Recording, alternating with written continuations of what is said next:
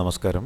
എല്ലാ പ്രിയപ്പെട്ട കൂട്ടുകാർക്കും സിവിൽ എക്സൈസ് ഓഫീസർ പരീക്ഷയുടെ സ്പെഷ്യൽ കോച്ചിങ് ക്ലാസ്സിലേക്ക് ഹാർദമായ സ്വാഗതം.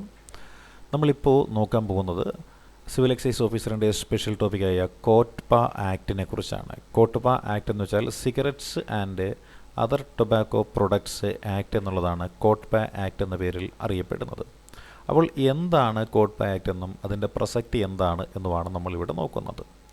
ഇന്ത്യയിൽ സിഗരറ്റിൻ്റെയും മറ്റ് പുകയില ഉൽപ്പന്നങ്ങളുടെയും ഉൽപ്പാദനം, വിതരണം, വിപണനം എന്നിവയെ സംബന്ധിച്ചുള്ള വാണിജ്യ നിയന്ത്രണത്തിനും ഇവ സംബന്ധമായ പരസ്യം നിരോധിക്കുന്നതിനും വേണ്ടിയിട്ട് ഇന്ത്യൻ പാർലമെൻറ്റ് പാസ്സാക്കിയ നിയമത്തിനെയാണ് നമ്മൾ കോട്ട്പ നിയമം എന്ന് പേരിട്ട് വിശേഷിപ്പിക്കുന്നത്.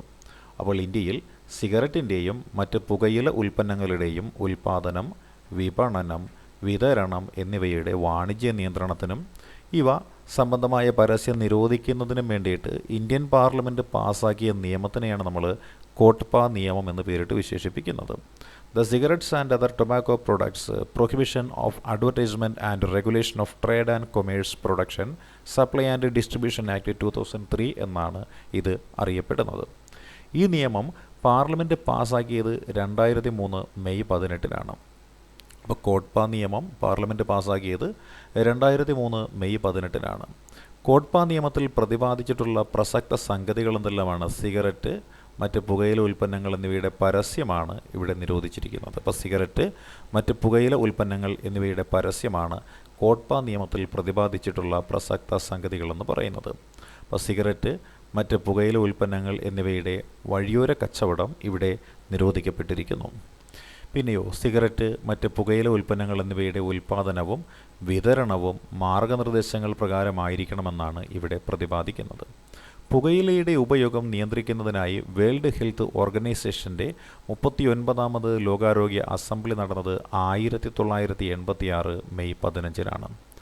പുകയിലയുടെ ഉപയോഗം നിയന്ത്രിക്കുന്നതിനായിട്ട് WHO-യുടെ 39ാം ലോക ആരോഗ്യ അസംബ്ലി നടന്നത് 1986 മെയ് 15-നാണ്. 39ാം ലോകാരോഗ്യ അസംബ്ലി പാസാക്കിയ പ്രമേയത്തിൻ്റെ മുഖ്യ ലക്ഷ്യങ്ങൾ എന്തെല്ലാമായിരുന്നു? 39ാം ലോകാരോഗ്യ അസംബ്ലി പാസാക്കിയ പ്രമേയത്തിൻ്റെ മുഖ്യ ലക്ഷ്യങ്ങളാണ്: പുകവലിക്കാത്ത ആളുകൾ ഇച്ഛാപൂർവമല്ലാത്ത പുകവലിയിലൂടെ പുകയ്ക്ക് വിധേയപ്പെടുന്നുവെങ്കിൽ അതിൽ നിന്ന് സംരക്ഷണം നൽകുമെന്ന് ഉറപ്പുവരുത്തുക എന്നുള്ളതാണ്. അതായത് പാസീവ് സ്മോക്കിങ്ങിൽ നിന്നുമുള്ള സംരക്ഷണം. പുകവലിക്കാത്ത ആളുകൾ ഇച്ഛാപൂർവമല്ലാത്ത പുകവലിയുടെ പുകയ്ക്ക് വിധേയമാക്കപ്പെടുന്നതിൽ നിന്നും സംരക്ഷണം നൽകുന്നുവെന്ന് ഉറപ്പുവരുത്തുക എന്നതാണ് ഒന്നാമത്തെ പ്രമേയം എന്ന് പറയുന്നത്.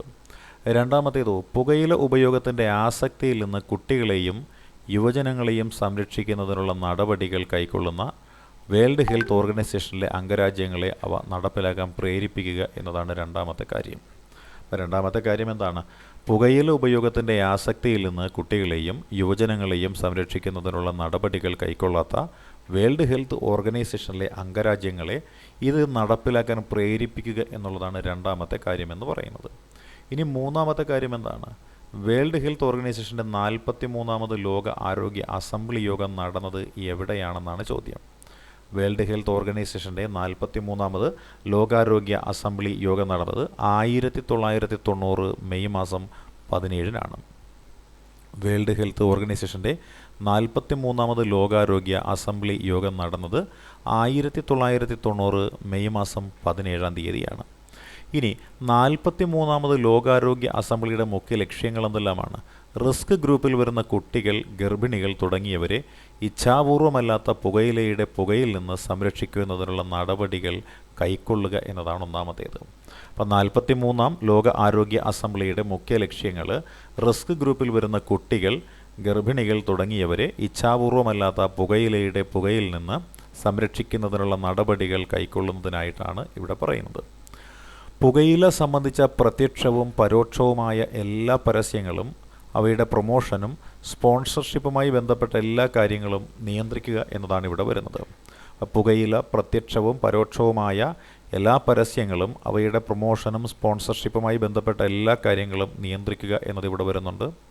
അതേപോലെ പുകയില അന്തിമമായിട്ട് നിർമ്മാർജ്ജനം ചെയ്യുക എന്ന കാര്യവും ഇവിടെ വരുന്നുണ്ട്. അപ്പോൾ പുകയില അന്തിമമായിട്ട് നിർമ്മാർജ്ജനം ചെയ്യുന്ന ഒരു കാര്യവും ഇവിടെ വരുന്നുണ്ട്. ഇനിയോ കോട്ട്പ നിയമം ഇന്ത്യയിൽ നടപ്പിലാക്കാൻ വഴിയൊരുക്കിയ WHO-യുടെ സമ്മേളനം 43ാമത്തെ ലോകാരോഗ്യ അസംബ്ലിയിലാണ് നടന്നത്.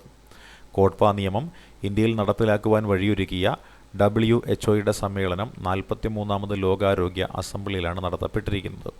കോട്ട്പ നിയമം ബാധകമാകുന്നത് ഇന്ത്യയിലെ മുഴുവൻ സംസ്ഥാനങ്ങൾക്കുമാണ്. കോട്ട്പ നിയമം ബാധകമാകുന്നത് ഇന്ത്യയിലെ മുഴുവൻ സംസ്ഥാനങ്ങൾക്കുമാണ്. ലോക പുകയില വിരുദ്ധ ദിനം എന്നാണ് ലോക പുകയില വിരുദ്ധ ദിനം. മെയ് 31-നാണ് ലോക പുകയില വിരുദ്ധ ദിനമായിട്ട് ആചരിക്കുന്നത്. അപ്പോൾ ലോക പുകയില വിരുദ്ധ ദിനമായിട്ട് ആചരിക്കുന്നത് മെയ് 31-നാണ്. സെക്ഷൻ 4 പൊതുസ്ഥലത്തെ പുകവലിയാണ് അടുത്ത പ്രതിപാദിക്കുന്നത്. സെക്ഷൻ 4 പൊതുസ്ഥലത്തെ പുകവലി എന്ന് പറയുന്നത് എന്താണ്? കോട്ട്പ വകുപ്പ് പ്രകാരം പുകവലി നിരോധിച്ചിട്ടുണ്ട്. പൊതുസ്ഥലത്തെ പുകവലി നിരോധിച്ചിരിക്കുന്ന കോട്ട്പ വകുപ്പിനെ കുറിച്ചാണ് സെക്ഷൻ 4-ൽ പറയുന്നത്. പൊതുസ്ഥലം എന്നതിൽ എന്തെല്ലാം ഉൾപ്പെടുന്നുണ്ട്? ആശുപത്രികളുണ്ട്, റെയിൽവേ സ്റ്റേഷനുകളുണ്ട്, പൊതുഗതാഗതമുണ്ട്, വിദ്യാഭ്യാസ സ്ഥാപനങ്ങളുണ്ട്, വിനോദ കേന്ദ്രങ്ങളുണ്ട്, പബ്ലിക് ഓഫീസുകളുണ്ട്, ലൈബ്രറികളുണ്ട്, ഹോട്ടലുകളുണ്ട്, ഓഡിറ്റോറിയങ്ങളുണ്ട്, കോടതികളുണ്ട്, റെസ്റ്റോറൻറ്റുകളുണ്ട്. പൊതുസ്ഥലത്തെ പുകവലി നിരോധിച്ചുകൊണ്ടുള്ള കേരള ഹൈക്കോടതി ഉത്തരവിറക്കിയത് 1999 ജൂലൈ മാസം 12-ാം തീയതിയാണ്. പൊതുസ്ഥലത്തെ പുകവലി നിരോധിച്ചുകൊണ്ട് കേരള ഹൈക്കോടതി ഉത്തരവിറക്കിയത് 1999 ജൂലൈ മാസം 12-ാം തീയതിയാണ്. പൊതുസ്ഥലത്തെ പുകവലി നിരോധിച്ചുകൊണ്ട് കേരള ഹൈക്കോടതി വിധി പുറപ്പെടുവിച്ച case K Ramakrishnan versus state of കേരളയാണ്. പൊതുസ്ഥലത്തെ പുകവലി നിരോധിച്ചുകൊണ്ട് കേരള ഹൈക്കോടതി വിധി പുറപ്പെടുവിച്ച case K Ramakrishnan versus state of കേരളയാണ്. സിഗരറ്റ്, സിഗാറ്, ബീഡി അല്ലെങ്കിൽ മറ്റേതെങ്കിലും രൂപത്തിൽ പൊതുസ്ഥലത്ത് പുകവലിക്കുന്നത് നിയമവിരുദ്ധവും ഇന്ത്യൻ ഭരണഘടനയുടെ അനുച്ഛേദം 21-ന്റെ ലംഘനവുമാണെന്ന് ഈ വിധിന്യായത്തിൽ കോടതി വ്യക്തമാക്കിയിട്ടുണ്ട്. അപ്പോൾ K Ramakrishnan versus state of Kerala എന്ന വിധിന്യായത്തിൽ പറഞ്ഞിരിക്കുന്ന കാര്യം ഇതാണ്: സിഗരറ്റ്, സിഗാറ്, ബീഡി അല്ലെങ്കിൽ മറ്റേതെങ്കിലും രൂപത്തിൽ പൊതുസ്ഥലത്ത് പുകവലിക്കുന്നത് നിയമവിരുദ്ധവും ഇന്ത്യൻ ഭരണഘടനയുടെ അനുച്ഛേദം 21-ന്റെ ലംഘനവുമാണെന്നാണ് ഈ വിധിന്യായത്തിൽ കോടതി വ്യക്തമാക്കിയിരിക്കുന്നത്. പൊതുസ്ഥലങ്ങളിൽ ആരും പുകവലിക്കാൻ പാടില്ല എന്നും എന്നാൽ 30 മുറികളുള്ള ഹോട്ടലിലോ 30-ഓ അതിൽ കൂടുതലോ പേർക്ക് ഇരിക്കാൻ കഴിയുന്ന ഒരു റെസ്റ്റോറൻറ്റിലോ എയർപോർട്ടിലോ അവിടുത്തെ ഒരു പ്രത്യേക സ്ഥലത്ത് പുകവലിക്കുന്ന ആവശ്യത്തിനായിട്ട് പ്രത്യേക സംവിധാനം ഏർപ്പെടുത്താമെന്ന് പറയുന്നുണ്ട്. പൊതുസ്ഥലങ്ങളിൽ ആരും തന്നെ പുകവലിക്കാൻ പാടില്ല എന്ന് പറയുന്നുണ്ട്. എന്നാൽ 30 മുറികളുള്ള ഹോട്ടലിലോ 30-ഓ അതിൽ കൂടുതലോ പേർക്ക് ഇരിക്കാൻ കഴിയുന്ന ഒരു റെസ്റ്റോറൻറ്റിലോ എയർപോർട്ടിലോ അവിടുത്തെ ഒരു പ്രത്യേക സ്ഥലത്ത് പുകവലിക്കുന്ന ആവശ്യത്തിനായിട്ട് ഒരു പ്രത്യേക സംവിധാനം ഏർപ്പെടുത്താമെന്ന് പറയുന്നുണ്ട്. ഇനി സെക്ഷൻ 4-ലെ വ്യവസ്ഥകൾ ലംഘിക്കുന്ന ഏതൊരാൾക്കും സെക്ഷൻ 21 പ്രകാരം ശിക്ഷ ലഭിക്കുന്നതാണെന്നാണ് പറയുന്നത്. അപ്പോൾ സെക്ഷൻ 4 പ്രകാരം വ്യവസ്ഥകൾ ലംഘിക്കുന്ന ഏതൊരു വ്യക്തിക്കും സെക്ഷൻ 21 പ്രകാരം ശിക്ഷ ലഭിക്കുന്നു എന്ന് പറയുന്നുണ്ട്. ഇവിടുത്തെ ശിക്ഷ എത്രയാണ്? 200 രൂപയാണ് പിഴയായിട്ട് പറയുന്നത്. അപ്പോൾ സെക്ഷൻ 4-ലെ വ്യവസ്ഥകൾ ലംഘിക്കുന്ന ഏതൊരാൾക്കും സെക്ഷൻ 21 പ്രകാരം ശിക്ഷ ലഭിക്കുന്നുണ്ട്. ശിക്ഷ എന്ന് പറയുന്നത് 200 രൂപയാണ് പിഴയായിട്ട് പറയുന്നത്.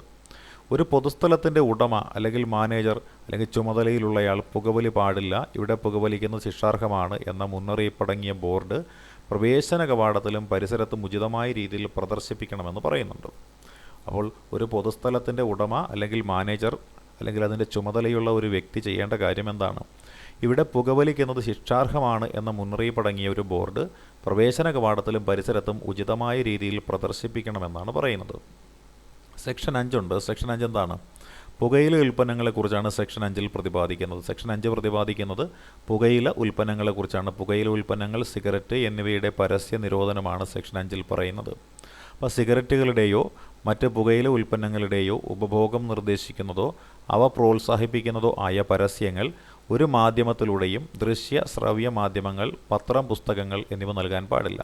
അപ്പോൾ സിഗരറ്റുകളുടെയോ മറ്റ് പുകയില ഉൽപ്പന്നങ്ങളുടെയോ ഉപഭോഗം നിർദ്ദേശിക്കുന്നതോ അവ പ്രോത്സാഹിപ്പിക്കുന്നതോ ആയ പരസ്യങ്ങൾ ഒരു മാധ്യമത്തിലൂടെയും ദൃശ്യശ്രവ്യ മാധ്യമങ്ങൾ, പത്രം, പുസ്തകങ്ങൾ നൽകാൻ പാടില്ല എന്ന് പറയുന്നുണ്ട്. ഇനിയോ, ഒരു വ്യക്തിയും സാമ്പത്തിക ലാഭത്തിനായിട്ട് സിഗരറ്റോ മറ്റ് പുകയില ഉൽപ്പന്നങ്ങളെയോ സംബന്ധിക്കുന്ന പരസ്യങ്ങൾ പ്രദർശിപ്പിക്കുകയോ അവയുടെ പ്രദർശനത്തിന് അനുമതി നൽകുകയോ ചെയ്യരുത് എന്നും പറയുന്നുണ്ട്. അപ്പോൾ ഒരു വ്യക്തിയും സാമ്പത്തിക ലാഭത്തിനായിട്ട് സിഗരറ്റോ മറ്റ് പുകയില ഉൽപ്പന്നങ്ങളെയോ സംബന്ധിക്കുന്ന പരസ്യങ്ങൾ പ്രദർശിപ്പിക്കുകയോ അവയുടെ പ്രദർശനത്തിന് അനുമതി നൽകുകയോ ചെയ്യരുത് എന്ന് ഈ നിയമപ്രകാരം പറയുന്നുണ്ട്. പുകയില ഉൽപ്പന്നങ്ങളെ പ്രോത്സാഹിപ്പിക്കുന്ന വീഡിയോ, ഫിലിം, ടേപ്പ് എന്നിവയുടെ വിൽപ്പന നിരോധിച്ചിരിക്കുന്നു എന്നുള്ളതും ഈ വസ്തുതയിലാണ് ഉള്ളത്. ഇതുമായി ബന്ധപ്പെട്ട് പരസ്യമടങ്ങുന്ന ലഘുലേഖകൾ പൊതുജനങ്ങൾക്ക് വിതരണം ചെയ്യുകയോ അവ വിതരണം ചെയ്യാൻ പ്രോത്സാഹിപ്പിക്കുകയോ ചെയ്യരുത് എന്നും ഇതിൽ പ്രതിപാദിക്കുന്നുണ്ട്. സിഗരറ്റിൻ്റെയോ മറ്റ് പുകയില ഉൽപ്പന്നത്തിൻ്റെയോ ഏതെങ്കിലും വ്യാപാരമുദ്രയോ ബ്രാൻഡ് നെയിമോ ഒരു സ്പോൺസർഷിപ്പ്, സമ്മാനം, സ്കോളർഷിപ്പ് എന്നിവയായി നൽകാൻ പാടില്ല എന്നും ഇതിൽ പ്രതിപാദിക്കുന്നുണ്ട്. സെക്ഷൻ 5 വ്യവസ്ഥകൾ എന്തെല്ലാമാണ് എന്ന് നമുക്ക് നോക്കാം അല്ലേ. സെക്ഷൻ 5 വ്യവസ്ഥകൾ ലംഘിക്കുന്നതിനുള്ള ശിക്ഷ പ്രതിപാദിച്ചിരിക്കുന്ന വകുപ്പാണ് സെക്ഷൻ 22 എന്ന് പറയുന്നത്. സെക്ഷൻ 22 എന്തൊക്കെയാണ് പ്രതിപാദിച്ചിരിക്കുന്നത് നമുക്ക് നോക്കാം. അതായത് ആദ്യമായിട്ട് കുറ്റം ചെയ്താൽ 2 വർഷം വരെ തടവ് ശിക്ഷ, അതല്ലെങ്കിൽ 1000 രൂപ പിഴ, അതല്ലെങ്കിൽ ഇത് രണ്ടും കൂടിയാണ് ശിക്ഷയായിട്ടുള്ളത്. അതായത് ആദ്യമായിട്ട് കുറ്റം ചെയ്താൽ കിട്ടുന്ന ശിക്ഷ എന്ന് പറയുന്നത് 2 വർഷം വരെയുള്ള തടവ് ശിക്ഷ, അല്ലെങ്കിൽ 1000 രൂപ പിഴ, ഇതും അല്ലെങ്കിൽ രണ്ടും കൂടിയുള്ള ശിക്ഷയാണ് ലഭിക്കുന്നത്. ഇനി രണ്ടാമത്തേതോ തുടർന്നോ കുറ്റം ആവർത്തിച്ചു കഴിഞ്ഞാൽ എന്തായിരിക്കും സംഭവിക്കുക? 5 വർഷം വരെ ആകാവുന്ന തടവ് ശിക്ഷ, അല്ലെങ്കിൽ 5000 രൂപ വരെയുള്ള പിഴ ആണ് ഇവിടെ ലഭിക്കുന്നത്. ഇനി സെക്ഷൻ 6 ഉണ്ട്. എന്താണ് സെക്ഷൻ 6? 18 വയസ്സിന് താഴെ പ്രായമുള്ളവർക്ക് സിഗരറ്റോ മറ്റ് പുകയില ഉൽപ്പന്നങ്ങളോ വിൽക്കുന്നതിനുള്ള നിരോധനമാണ് സെക്ഷൻ 6 പറയുന്നത്. അപ്പോൾ 18 വയസ്സിന് താഴെ പ്രായമുള്ളവർക്ക് സിഗരറ്റോ മറ്റ് പുകയില ഉൽപ്പന്നങ്ങളോ വിൽക്കുന്നതിനുള്ള നിരോധനമാണ് സെക്ഷൻ 6 പ്രതിപാദിക്കുന്നത്. ഈ വകുപ്പ് പ്രകാരം 18 വയസ്സിന് താഴെയുള്ള വ്യക്തികൾക്ക് പുകയില ഉൽപ്പന്നങ്ങൾ വിൽക്കുന്നത് നിരോധിച്ചിരിക്കുന്നു എന്നാണ് പറയുന്നത്. അപ്പോൾ ഈ വകുപ്പ് പ്രകാരം 18 വയസ്സിന് താഴെയുള്ള വ്യക്തികൾക്ക് പുകയില ഉൽപ്പന്നങ്ങൾ വിൽക്കുന്നത് നിരോധിച്ചിരിക്കുന്നു. പുകയില ഉൽപ്പന്നങ്ങൾ മൊത്തമായും ചില്ലറയായും വിൽക്കുന്ന കടകളിൽ വ്യക്തമായ നിർദ്ദേശങ്ങൾ ഉണ്ടായിരിക്കണമെന്ന് പറയുന്നുണ്ട്. ഇപ്പോൾ പുകയില ഉൽപ്പന്നങ്ങൾ മൊത്തമായും ചില്ലറയായും വിൽക്കുന്ന കടകളിൽ വ്യക്തമായ നിർദ്ദേശങ്ങൾ ഉണ്ടായിരിക്കണം എന്ന് പ്രതിപാദിക്കുന്നുണ്ട്. കടയുടെ മുന്നിൽ 18 വയസ്സിന് താഴെയുള്ളവർക്ക് പുകയില ഉൽപ്പന്നങ്ങൾ വിൽക്കുന്നത് ശിക്ഷാർഹമാണെന്ന് 60x30 സെൻറ്റിമീറ്റർ വലിപ്പത്തിൽ ബോർഡ് പ്രദർശിപ്പിച്ചിരിക്കണമെന്ന് പറയുന്നുണ്ട്. അപ്പോൾ കടയുടെ മുന്നിൽ 18 വയസ്സിന് താഴെയുള്ളവർക്ക് പുകയില ഉൽപ്പന്നങ്ങൾ വിൽക്കുന്നത് ശിക്ഷാർഹമാണെന്ന് 60x30 സെൻറ്റിമീറ്റർ വലിപ്പത്തിൽ ആ ബോർഡ് പ്രദർശിപ്പിച്ച് വെക്കണം എന്നാണ് പറയുന്നത്. ഇനിയോ സ്കൂൾ പരിസരത്തുള്ള കടകളിൽ പുകയില ഉൽപ്പന്നങ്ങൾ, മൗത്ത് ഫ്രഷ്നേഴ്സ്, മിഠായികൾ എന്നിവയുടെ രൂപത്തിൽ വിൽക്കുന്നത് നിരോധിക്കണമെന്നും പുകയില ഉൽപ്പന്നങ്ങൾ കുട്ടികളെ ആകർഷിക്കാത്ത വിധം ചെറിയ പാക്കറ്റുകളിലാക്കി വിതരണം നടത്തുന്ന തടയാനായിട്ട് നിയമ നടപടികൾ സ്വീകരിക്കണമെന്നും നിയമം അനുശാസിക്കുന്നുണ്ട്. അപ്പോൾ സ്കൂൾ പരിസരത്തുള്ള കടകളിൽ പുകയില ഉൽപ്പന്നങ്ങൾ, മൗത്ത് ഫ്രഷ്നേഴ്സ്, മിഠായികൾ എന്നിവയുടെ രൂപത്തിൽ വിൽക്കുന്നത് നിരോധിക്കണമെന്നും പുകയില ഉൽപ്പന്നങ്ങൾ കുട്ടികളെ ആകർഷിക്കത്തക്ക വിധം ചെറിയ പാക്കറ്റുകളിലാക്കി വിതരണം നടത്തുന്നത് തടയാനായി നിയമ നടപടികൾ സ്വീകരിക്കണമെന്നും ഈ നിയമം അനുശാസിക്കുന്നുണ്ട്. പുകയില ഉൽപ്പന്നങ്ങൾ വിൽക്കുന്ന സ്ഥലത്ത് പുകയില ക്യാൻസറിന് കാരണമാകുന്നു എന്നും 18 വയസ്സിന് താഴെയുള്ള ഒരാൾക്ക് പുകയില ഉൽപ്പന്നങ്ങൾ വിൽക്കുന്നത് നിയമപ്രകാരം ശിക്ഷാർഹമായ കുറ്റമാണ് എന്നിങ്ങനെയുള്ള ഉചിതമായ സന്ദേശങ്ങളും പ്രദർശിപ്പിക്കേണ്ടതാണ്. പുകയില ഉൽപ്പന്നങ്ങൾ വിൽക്കുന്ന സ്ഥലത്ത് പുകയില ക്യാൻസറിന് കാരണമാകുന്നുവെന്നും 18 വയസ്സിന് താഴെയുള്ള ഒരാൾക്ക് പുകയില ഉൽപ്പന്നങ്ങൾ വിൽക്കുന്നത് നിയമപ്രകാരം ശിക്ഷാർഹമായ കുറ്റമാണ് എന്നിങ്ങനെയുള്ള ഉചിതമായ സന്ദേശങ്ങളും ഇവിടെ പ്രദർശിപ്പിക്കേണ്ടതാണ്. സെക്ഷൻ 6B ഉണ്ട്. എന്താണ് സെക്ഷൻ 6B എന്ന് നമുക്കൊന്ന് നോക്കാം. വിദ്യാഭ്യാസ സ്ഥാപനങ്ങൾക്ക് സമീപമുള്ള പുകയില ഉൽപ്പന്നങ്ങളുടെ വിൽപ്പന നിരോധനമാണ് ഇവിടെ പറയുന്നത്. വിദ്യാഭ്യാസ സ്ഥാപനങ്ങൾക്ക് സമീപമുള്ള പുകയില ഉൽപ്പന്നങ്ങളുടെ വിൽപ്പന നിരോധനമാണ് ഇവിടെ പ്രതിപാദിക്കുന്നത്. വിദ്യാഭ്യാസ സ്ഥാപനങ്ങളുടെ 100 യാർഡ്, അതായത് 91.44 മീറ്റർ ചുറ്റളവിൽ പുകയില ഉൽപ്പന്നങ്ങൾ വിൽക്കുന്നത് കർശനമായി നിരോധിച്ചിരിക്കുന്ന കോട്ട്പയുടെ വകുപ്പാണ് ഇത്.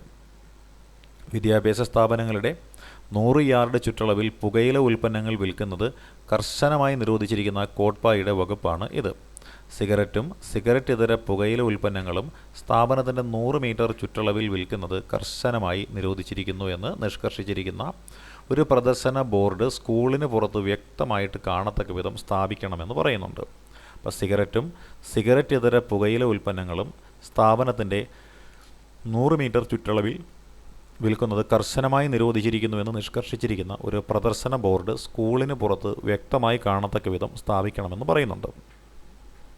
നിയമത്തിൻ്റെ ശരിയായ നടത്തിപ്പിനായിട്ട് സ്കൂൾ അധികൃതർക്ക് പോലീസ് ഉദ്യോഗസ്ഥരുടെ സഹായവും അഭ്യർത്ഥിക്കാമെന്ന് പറയുന്നുണ്ട്.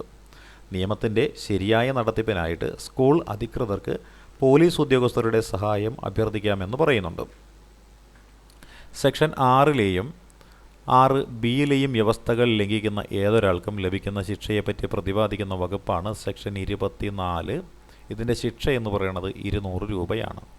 സെക്ഷൻ 6ലെയും സെക്ഷൻ 6Bയിലെയും വ്യവസ്ഥകൾ ലംഘിക്കുന്ന ഏതൊരാൾക്കും ലഭിക്കുന്ന ശിക്ഷയെപ്പറ്റി പ്രതിപാദിക്കുന്ന വകുപ്പാണ് സെക്ഷൻ 24. അതിൻ്റെ ശിക്ഷ 200 രൂപയാണ്.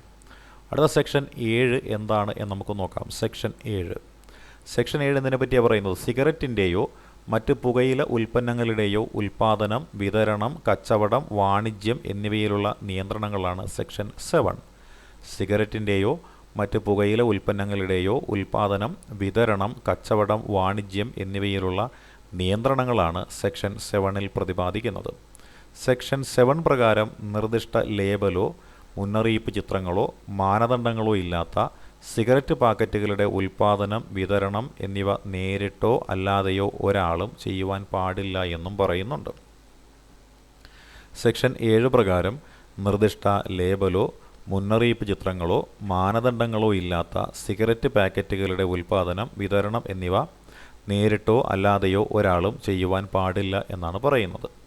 പുകയില ഉൽപ്പന്നങ്ങൾ വിൽക്കുകയോ വിതരണം ചെയ്യുകയോ ചെയ്യുന്ന പാക്കേജിൽ അതിൻ്റെ നിക്കോട്ടിൻ, ടാർ ഉള്ളടക്കങ്ങൾ എന്നിവ അടങ്ങിയിരിക്കുന്ന ഒരു വിവരണം ഉചിതമായ ചിത്രരൂപത്തിലുള്ള ഒരു മുന്നറിയിപ്പായിട്ട് നൽകേണ്ടതാണ്.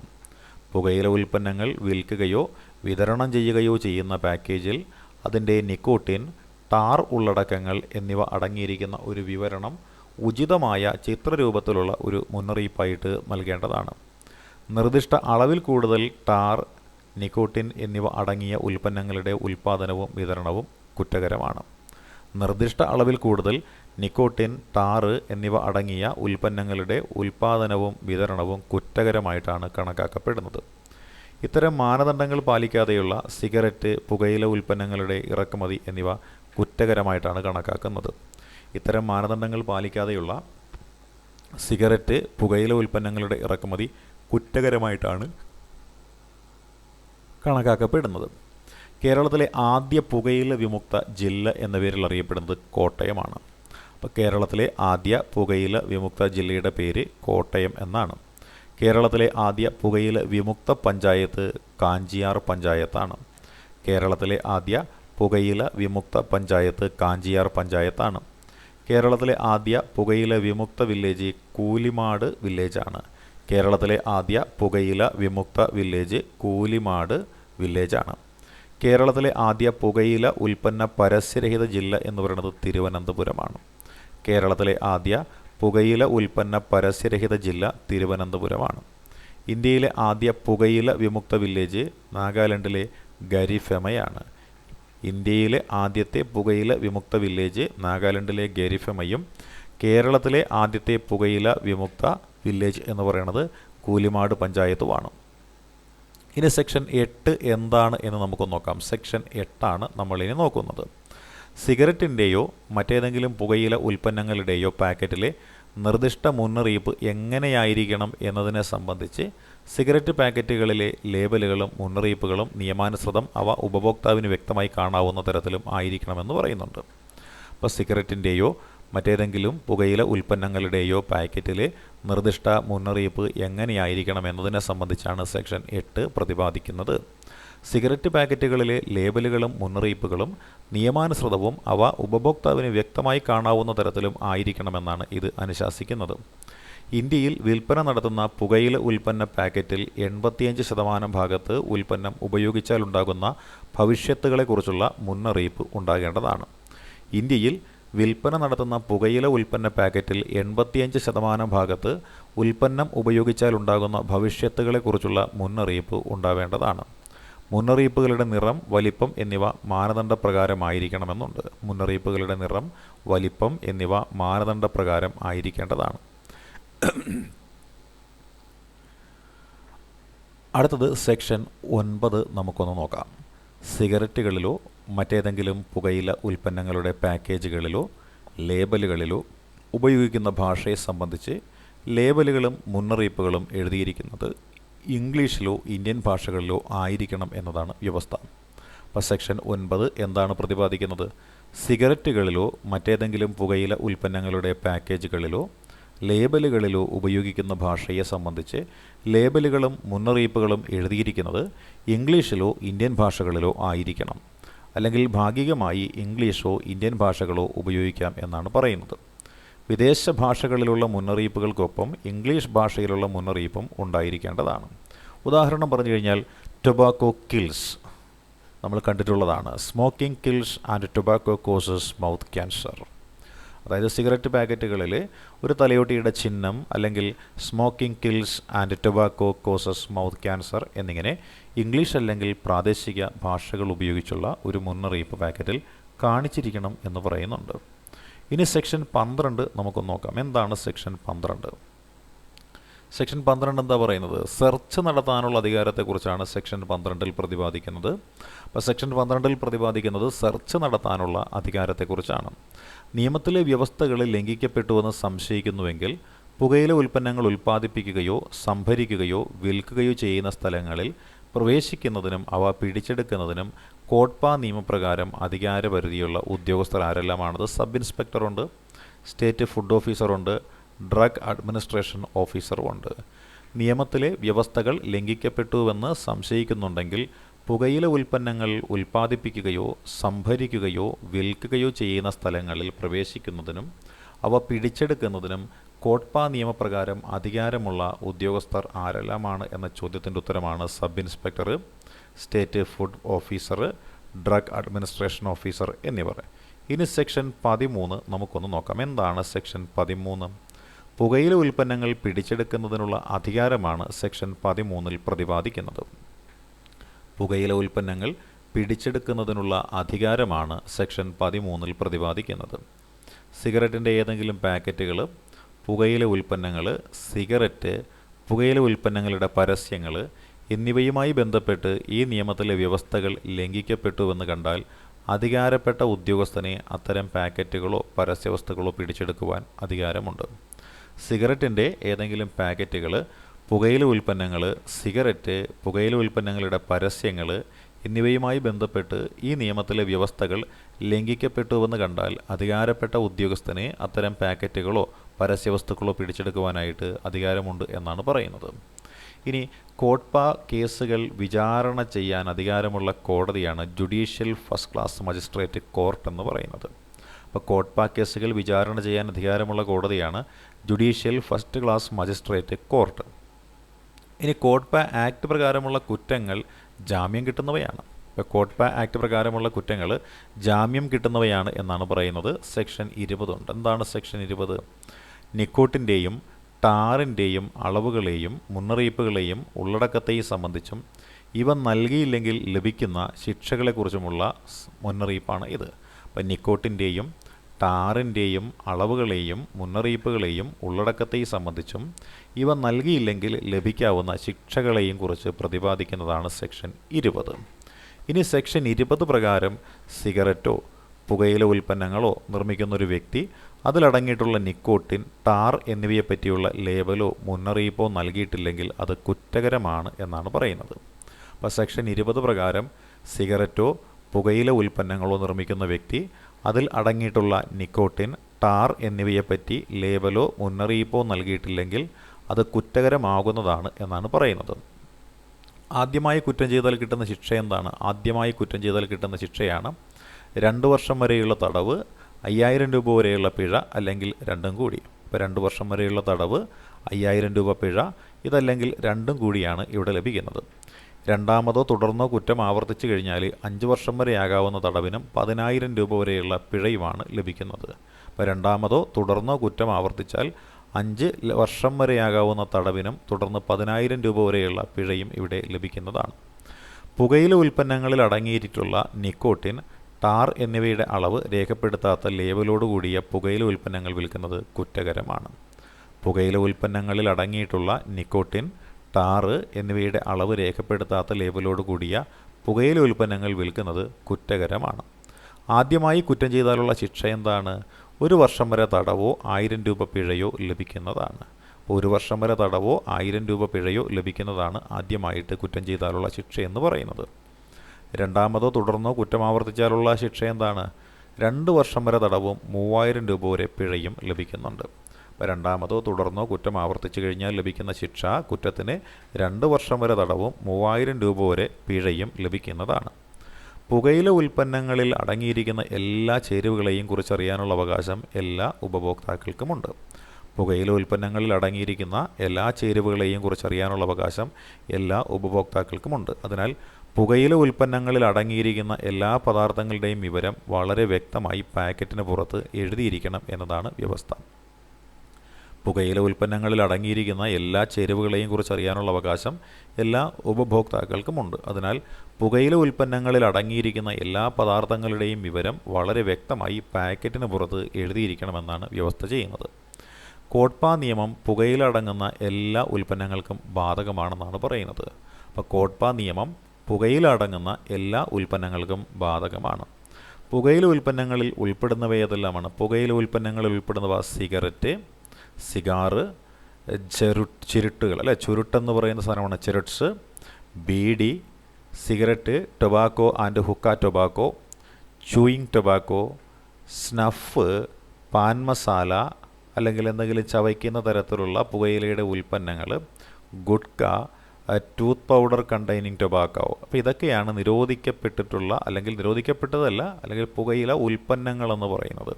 അപ്പോൾ പുകയില ഉൽപ്പന്നങ്ങളെന്ന് വെച്ചാൽ എന്തൊക്കെയാണ്? സിഗരറ്റുകൾ, സിഗാറുകൾ, ചുരുട്ട്, beedi, cigarette, tobacco, hookah tobacco, chewing tobacco, snuff, paan masala അല്ലെങ്കിൽ അതേപോലെ ചവയ്ക്കുന്ന ഏതെങ്കിലും തരത്തിലുള്ള ഉൽപ്പന്നം, gutka, tooth powder containing tobacco, ഇവയൊക്കെയാണ്. ഇനി നിരോധിച്ചിട്ടുള്ള പുകയില ഉൽപ്പന്നങ്ങൾ എന്തെല്ലാമാണ്? ഭക്ഷ്യസുരക്ഷാ കമ്മീഷണർ 22/5/2022 പുകയിലയോ മയക്കുമരുന്നോ അടങ്ങിയ ഗുഡ്ക, പാൻ മസാല എന്നിവയുടെ നിർമ്മാണം, വിൽപ്പന തുടങ്ങിയവ സംസ്ഥാനത്തു നിന്നും നിരോധിച്ചിട്ടുണ്ട്. അപ്പോൾ ഭക്ഷ്യസുരക്ഷാ കമ്മീഷണർ എന്ത് ചെയ്തിട്ടുണ്ട്? 22/5/2012 മുതൽ പുകയിലയോ മയക്കുമരുന്നോ അടങ്ങിയ ഗുഡ്ക, പാൻ മസാല എന്നിവയുടെ നിർമ്മാണം, വിൽപ്പന തുടങ്ങിയവ സംസ്ഥാനത്തു നിന്നും നിരോധിച്ചിട്ടുണ്ട്. പുകയിലയും അതേപോലെ മറ്റ് ലഹരി വസ്തുക്കളും പുകയിലയും മറ്റ് ലഹരി വസ്തുക്കളും ശരീരത്തിന് ഹാനികരമായ പദാർത്ഥങ്ങൾ എന്നിവ നിരോധിക്കാനായിട്ട് സംസ്ഥാനങ്ങൾ നിർദ്ദേശിക്കണമെന്ന് പ്രതിപാദിക്കുന്ന ഇന്ത്യൻ ഭരണഘടനയിലെ അനുച്ഛേദമാണ് 47 എന്ന് പറയുന്നത്. Prohibition of intoxicating drinks and drugs എന്നുള്ളതാണ് ഈ ആർട്ടിക്കിൾ 47 പ്രതിപാദിച്ചിരിക്കുന്നത്. നമ്മളിപ്പോൾ നോക്കിയ കാര്യമെന്ന് പറയുന്നത് cigarettes and other tobacco products act എന്ന കോട്ട്പ ആക്ടിനെ കുറിച്ചാണ്. അപ്പോൾ കോട്ട്പ ആക്ടിനെ കുറിച്ചുള്ള അത്യാവശ്യം കാര്യങ്ങളെല്ലാം നമ്മൾ ഡിസ്കസ് ചെയ്തിരിക്കുകയാണ്. ഈ കാര്യങ്ങൾ നല്ല രീതിയിൽ മനസ്സിലാക്കാൻ സാധിച്ചു എന്ന് വിശ്വസിച്ചുകൊണ്ട് നിർത്തുന്നു. All the best.